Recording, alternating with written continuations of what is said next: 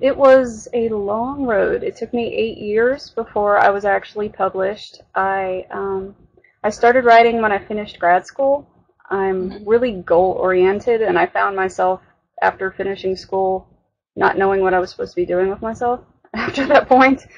So I started, yeah, and I had been kind of writing on and off, but I decided now I was going to do it, and I was going to be serious, and I was gonna finish the books and get all involved and make it happen. And it took me 11 books and a lot of rejections to try to figure out where I fit and what I was really best at writing. If you try to chase certain trends, it never works. And so trying to figure out what was really true to me took a little time, but I think it worked out.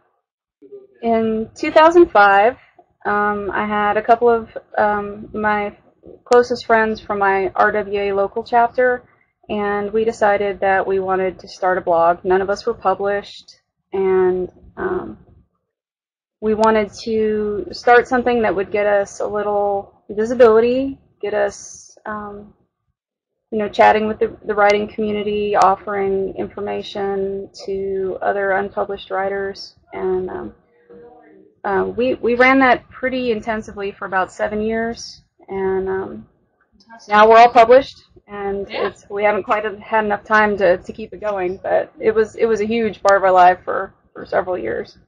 Cool. I am a super plotter. I cannot pants at all. If I don't know what's going to happen, I just get completely paralyzed. So I actually have a plotting group that we meet about twice a year, and we get together and plot like 3 or 4 books for each of us, and I get an idea for it, and then I write a whole synopsis, even if I don't have to, for myself, and then I break it up into chapters.